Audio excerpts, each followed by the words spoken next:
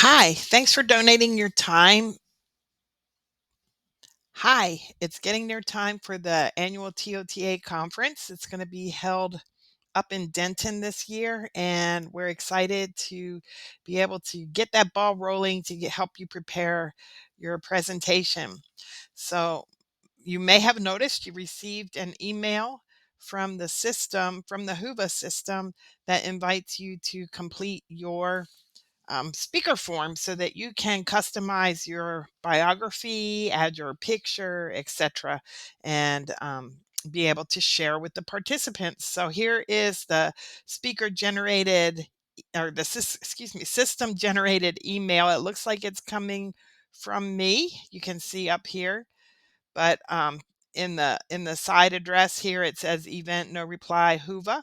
That's because you can't really reply back to that address. You're going to reply if you have questions to my own email address. But here we go. This is the email that you may have received about uploading your bios. You might have received one that's slightly different, that was customized, that talks about some of the other aspects of conference. But at any rate, whichever one you received, you're going to read it and then click on the speaker form, and that's going to take you to your own personal link, your own personal biographical page. If you are the primary presenter, then you probably received this email. If you're a secondary presenter, then your secondary presenters probably did not, because their emails weren't included in the call for papers, and so I didn't have those addresses. So if you have secondary presenters up to two, you can email me directly at egarzaot@gmail.com, and I will add them, and those individuals will receive their own personal link. But let's click on the link, and this one's going to take us to my form, or it should. Let's see. Here we go. Okay, so here is my form, and I've got my name and my email contact and then my affiliation, and you can see they all have the asterisk, so those are required. And then the rest of this is optional. You can choose to put in whatever you would like to put in. Generally, people who are presenting on a topic like to put a brief biography of um, information that represents why they would be a credible presenter on that topic, and then maybe something that's a little personal. And then you can put your profile picture in there. And you can see I put my profile picture in there with my therapy dog, Frankie, who is currently a work in progress. But he is occupying a lot of my time right now. So I thought I'd put him um, in my profile as just a little personal look at me rather than a professional picture. I also have professional pictures, and you may choose to do that as well. But whatever you think is going to be representative of you and how you want to um, represent yourself to the attendees, because they will have the opportunity to see this on the Whova app. So here you can also see some things that you can um, add to your biography about topics, things you want your audience to think about, kind of prompting them a little bit to give an idea of what your talk is going to be like. If you have any publications or recommendations for articles, you can put those in there. You can add your social media handles, all that kind of thing.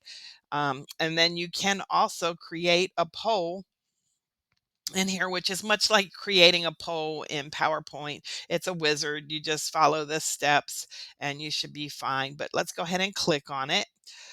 So you can have different kinds of questions, kind of like Google Forms. If you've ever made a Google form, you choose the kind of question that it is, and then write it in, give your options, and when do you want it to open. Now, keep in mind, the app doesn't open until like right before conference, so nobody's going to see this until later. So don't be expecting to be receiving any kind of feedback on your poll at this point. You will be notified when the poll's getting ready to open. I mean, excuse me, when the app is going active. And then, of course, you can go to Whova and look at the responses to your poll if you have put one in there. So it's just a way to connect with the audience on a more um, personal level. Again, you're going to be face to face, so that's great. But some of you, the poster presentation sessions are virtual, so there may be some things that you want to put in there to just kind of highlight your topic and let people know what it is that you're doing. So once you get all that, they have a question down here, if you'd like to be considered for a distinguished speakers list. So if you are a presenter and you enjoy presenting, you can always add your name to that list. And then if you get contacted, that would be cool. And then don't forget to click save. And once you click save, your profile is saved. And you can't really share it at this point. I mean, you can share it, but nobody's going to be able to get into the app at this point until after the app goes live. So let's look at the web app. This is what it's going to look if people are in Whova on their desktop.